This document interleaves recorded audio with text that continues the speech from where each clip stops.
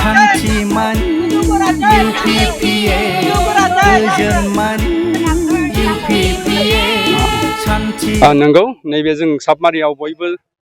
गामि दरसेनि रायजो राजाफ्रा गसंनानै दङ दा बेवहाय नैबे ससियेल मिडियानि गेजेरजों जों बेखौनो मोनथिहोनो लुबैदों साबमारि गामियाव बुंनो थाङोबा 80% UPPL दङ बेनिनो जोंनि गामियाव गासै 65 नखर दङ 59 नखरा UPPL जानानै दङ दा बेबायदि हिसाबै साबमारि गामिनिफ्राय आं सानदों UPPLनि धौआ दिनै सारा धोनस्रि समस्तियाव गोसारगोन आरो बेबायदिनो जों सानदों फैबाय थानाय जिथुनाखि 22 सेप्तेम्बराव जानो गोनां इलेक्सन बे इलेक्सनाव निश्चय UPPLआ जों गामि बादि गोबां जायगायाव भट मोननानै देरहागोन होननानै जों मिजिंथिनो हायो। नोंथांमोना UPPLखौ माबोरै मदद खालामो? जों UPPLखौ मदद खालामनायनि खारना बेनो जादों जे UPPLनि जिथुनाखि दा प्रमद बर' जों सासे मोजां दैदेनगिरि मोनदों बिथांखौ जों नुनो मोनदों सासे बिजन गोनां सासे लिडार जाय लिडारा दिनै जोंनि बर'नि गेजेराव बिदा फंबाय बुथारलायनाय सान्थिखौ लाबोबाय दा बिथांनि दैदेननायनि गेजेरजोंनो जोंनि गेजेराव सान्थि फैनाय लोगो लोगो गोबां उन्नति जादों होननानै बुंनो हायो खारन जों गामियाव दिनैसिम लामा दोंनै मावबाय दिनैसिम जोङो गंसे LP स्कुल लुगासिनो दङ आरो दिनैसिम गंसे टयलेट लुखांबाय दा बेबायदि हिसाबै जों गामियाव गैयाबाबो बे 5 बोसोराव मोनबा खामानिखौ जों मावफुंनो हाबाय जाय बुस्थुखौ जों BPFनि दिनाव 17 बोसोराव मोनसेबो सिन नुनो मोनाखैमोन दा बेबायदि हिसाबै प्रमद बर' दैदेननाय जिथुनाखि सरकार जों गामियाव खामानि मोजां मावदों बिथाङा सारा BTRनि जेसेबांनाखि 36 लाख जनगोष्ठी दङ बे जनगोष्ठीखौनो बिथाङा मोजाङै दैदेनगासिनो दं खारन जों नुदों बिथाङा सासे बिजन गोनां सासे लिडार हिसाबै सारा BTRआवनो बिसोर मोनसे गोजोन सान्थि लाबोबाय जाय गोजोन सान्थिनि थाखाय जों बर'फोराल' नङा गुबुन जाथिफ्राबो बिथांखौ बिराद मोजां मोननानै दिनै लोब जयनिं जाफैदों जों बुंनांगोन दिनैनि दिनाव जों सासे मोजां गियानि लिडार मोनदों प्रमद बादि सासे गियानि लिडारखौ जोंनो नांबाय थागौ बिथांखौ जों देरहाहोनांगोन खारन जोङो जेब्ला गंसे नखराव सासे मोजां दैदेनगिरि मोनाबा सासे मोजां गार्जेन मोनाबा जेनेबा जोंनि नखरा जौगानो हाया थिग बिदिनो जोंनि मोनसे रायजो सालायनायाव सासे गोरों दैदेनगिरि नङाबा जोङो मोजां लामाथिं आवगायनो हाया बेनि प्रमाणखौ जों नुदों सासे मानसिखौ जोङो नैबाव सिनायनो हायो जेब्लानाखि सासे मानसिया पावाराव फैयो होमबा जों बेखौ सिनायो जेब्लानाखि हाग्रामाखौ जों जेब्लानाखि फार्स्ट BTC एकर्ड जाखांनानै बिथाङा 2005आव इलेक्सन देरहानानै 17 बोसोर सालायबाय जों नुबाय बिथाङा खालि थाखा फैसा फैनायखौल' बाहायनो रोंदों बे थाखा फैसाजों बिथाङा नोंगौ लामा सामा मावदों हस्पिटाल मावदों कालभार्ट मावदों बेखिनि मावदों खिन्थु मोनसे रायजोआ मोनसे देशा बेजोंनो जौगानाय होननानै जों बुंनो हाया बेजों लोगोसे बिजन थानांगोन फ्लेक्सि प्रग्राम जानांगोन दिनै जों प्रमदनि जिथुनाखि बिथांनि दैदेननाय सरकार बे सरकारनि गेजेराव जों नुबाय लामा सामा जाफुंबाय स्कुल गासिबो जाफुंजोब्बाय बिनि अनगायैबो जों नुबाय मा गियान सोरां बिथांखि बेनि उनाव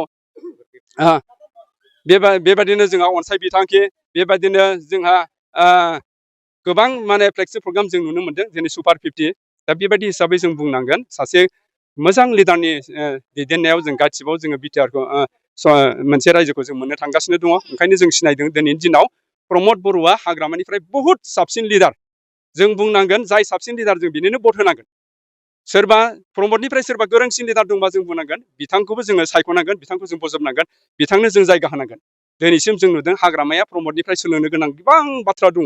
गोबां खामानि मावनो गोनां दङ जाय बुस्थुखौ हाग्रामानि मेलेमा सौहायाखैमोन बे समाव माने हाग्रामा बादिया सोलोंफुबाय थानाय सासे लिडारसो जोंनो नांगौ सासे रोंखा राखा लिडार दा बे रोंखा राखा लिडारखौ जों नुदों प्रमद बर'आ बिथाङा बिराद रोंगौथि गोनां सासे लिडार 4-5 बोसोरावनो बिथाङा जेरैबायदि खामानि मावदों जों बुंगोन बिथाङा जुदि 17 बोसोर जुदि सालायनो मोननायमोनब्ला जों बुंगोन दिनै बर' हारियाल' नङा बे BTRआव थानाय गोबां जाथि जनगोष्ठीफ्रा जौगाफागौमोन दा बेबायदि हिसाबै जों बुंगोन प्रमद बर'आ बर्थमान सासे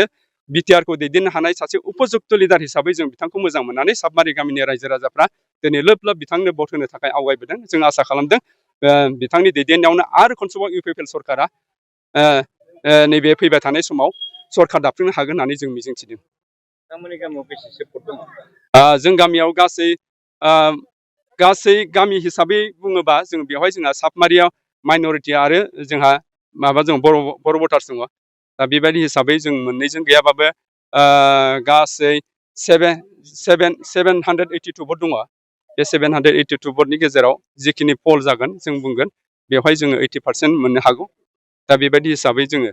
फैबाय थानाय इलेक्सनाव निस्सय साबमारि गामिया बयबो दिनै जेनेखा ग्रोम नुदों बे अबस्थायैनो दङ जोङो प्रमद बर'खौ सासे मोजां लिडार होननानै दिनैनिफ्राय बोजबनो हादों खारन जोंनो बेबायदि लिडारखौ नांबाय थागौ बेबायदि हिसाबैनो जोङो ज' जानानै दिनै नैबे जोंनि साबमारि गामियाव केन्डिडेटआ सफैगोन बिथांखौ जों बरायगोन आरो बिथांनि जिथुनाखि फंनैसो बिबुंथि बेखौ जोङो खोनासंनानै फैबाय थानाय 22 तारिखनि थाखाय जोङो बयबो साखाफारा जानानै थागानानै दङ।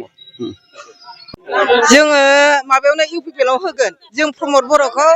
जोबोद मोजां मोनो मानो होनबा प्रमद बर' सारा बयनिबो रोंखा राखा हाग्रामानि इथिंबो रोंसिन बियो बिनिखायनो जों बिराद मोजां मोना बिनिनो जों भटखौ होगोन साफ्रोमबो होगोन जोङो 4 भागाव 1 भागबो गैया आधाल' माबाया नांगाला बिफेबा जों 3 भागनि आदायानो UPPL गासिबो होगोन जोङो ट्रेक्टरावनो जों 180आनो UPPL प्रमद बर'खौनो नांखागौ जों नांगोलनिखौबाथाय नांखाथारा बिजाथिया जोंना रुजु गोरा सार देरहागोन जोङो बेनो प्रमद बर' सारनि माबा जाबायबा जों बेखौनो देरहागोन नांगोला मोनथिफिनाखै जोंखौ गोदो आरो मानो नांगौ जोंनो नांगोलखौलाय जोंनो नांगौ प्रमद बर'नि रायजो बेखौनो नांगौ लामाखौ नांगौ जोंनो बै राङागुरि बोरि बारखोनाय आरो एकदम बैसिम जोंनि खासिमारिसिम नांथारगौ प्रमद बर'नि अननाय प्रमद बर'आ देरहाथारनांगौ बे बाराव जों बोर होखाबाय जों रुजु बोरायानो देरहानांगौ आरो प्रमद बर'आ देरहाथारनांगौ जय जाथों देरहाथारनांगौ जोंनि बर'आव मोननांगौ बिसोरो प्रमद बर'आ जेनेबा जय जाथों जेनेबा फिसा फिसौनि थाखाय जोंहा फिसाफोरखौ फोरोंनो लादो नालाय जिखुनु दे जाबाय दे प्रमद बर'